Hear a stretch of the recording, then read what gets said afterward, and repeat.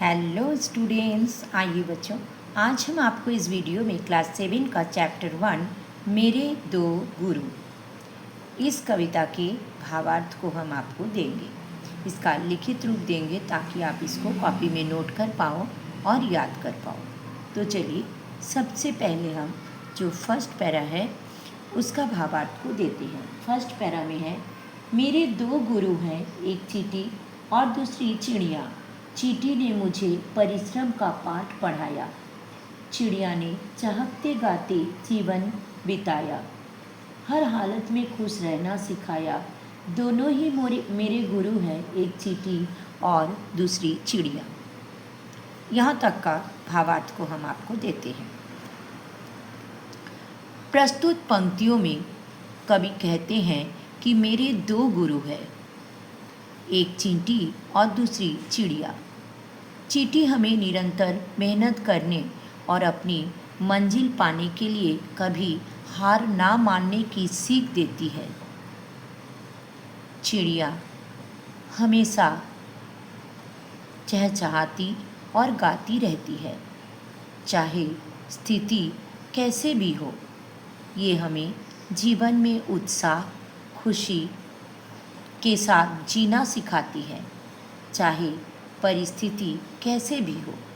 कवि कहते हैं, दोनों ही मेरे गुरु हैं, एक चींटी और दूसरी चिड़िया। अब चलिए बच्चों, सेकंड पैरा जो है उसका भावार्थ को हम आपको देते हैं। सेकंड पैरा में है, चींटी दिन निकलते ही काम करना शुरू कर देती है। अपने से ज़्यादा वजन के दाने को मुंह में दबाए धकेलते बिल में घसीट ले जाती है। वो थकती नहीं, निराशा उसे घेरती नहीं। अकेले से बात नहीं बनती तो वो सहायता के लिए औरों से कहती है। फिर तो आनन फानन में सब काम में जुट जाती है, उसे पूरा करके ही मानती है। तो इस पैरा का भावार्थ देखिए। इस पैरा का भावार्थ है, इन पंक्तियों के माध्यम से कवि कहते हैं कि चींटी छोटा जीव होकर भी कभी हार नहीं मानती। वो दिन निकलते ही काम में लग जाती है और अपने वजन से ज़्यादा भार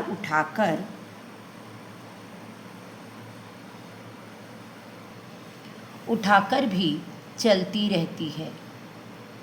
वो कभी थकती नहीं है और निराशा भी नहीं होती और निराश भी नहीं होती है। अगर वो अकेले कोई काम नहीं कर पाती तो सहायता के लिए दूसरों को बुला लेती है।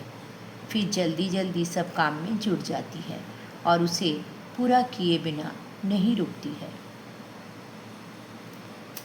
अब चलिए नेक्स्ट पैरा का भावार्थ को हम देते हैं। एक का काम सबका है, वे ये जानती है। परिश्रम, धीरज और सहयोग ये चींटी से सीखता रहा हूँ, पर अफसोस कि अभी उसके पैरों की धूली भी नहीं हो पाया हूँ। यहाँ तक कि पैरा का भावार्थ को देखिए। इन पंक्तियों के माध्यम से कवि हमें ये कहना चाहते हैं कि चींटी बहुत ही अनुशासित और सामाजिक प्राणी है। वो स्वार्थी नहीं होती। वो जो भी भोजन इकट्ठा करती है या जो भी कार्य करती है, वो केवल अपने लिए नहीं बल्कि पूरे चींटी समूह के फायदे के लिए करती है। चींटी हमें मेहनत करना, मुश्किलों में धैर्य रखना और आपस में सहयोग करना सिखाती है। पर कवि का अफसोस है कि वे अभी भी चींटी के गुणों को पूरी तरह से अपने जीवन में नहीं उतार पाए हैं।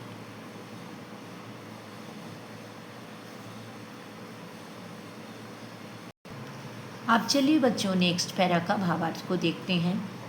सूर्य का दर्शन करने, भगवान को धन्यवाद देने चिड़िया भोर होते ही प्रभाती गाने लगती है।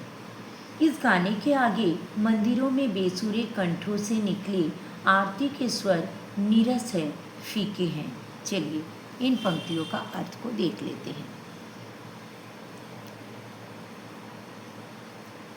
भावार्थ। इन पंक्तियों में कवि कहते हैं कि सुबह होते ही चिड़ियाँ चहचहाने लगती है, जो पूरी तरह सहज, निस्वार्थ और प्रकृति की ओर से भगवान को धन्यवाद देने वाला होता है।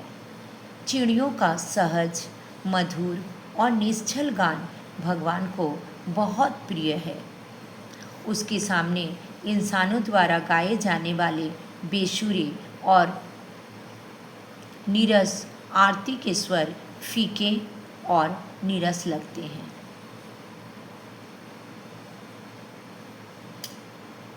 अब चलिए नेक्स्ट पैरा का भावार्थ को हम देख लेते हैं। चींटी की तरह चिड़िया संग्रह नहीं करती, वो नीत कुआं खोदकर पानी पीती है। आज जिसने दिया कल भी वही देगा, ऐसा विश्वास, ऐसी आस्था चिड़िया में ही है। वो गाती है, काम करती है, प्रसन्न रहती है, उसमें असीम विश्वास है, अपने पर भरोसा है। चलिए इन पंक्तियों का अर्थ को हम देख लेते हैं। कवि कहते हैं कि चिड़िया चींटी की तरह भविष्य के लिए भोजन का संग्रह नहीं करती, वह खुद मेहनत करके अपनी ज़रूरतें पूरी करती है। चिड़िया का ये मानना है कि ईश्वर ने उसे आज भोजन दिया है तो कल भी वही देगा। चिड़िया गाती है, काम करती है और हमेशा खुश रहती है। उसमें ईश्वर पर असीम विश्वास और भरोसा है। अब चलिए अंतिम पंक्तियों का अर्थ को हम देखेंगे। अंतिम पंक्ति इस प्रकार है। काश उससे आधे गुण भी मुझ में आ जाते, तो मैं बदल देता इस मनहूस, आस्थाहीन, अपने दुख से दुखी दुनिया को। मेरे दो गुरु हैं, एक चींटी और दूसरी चिड़िया।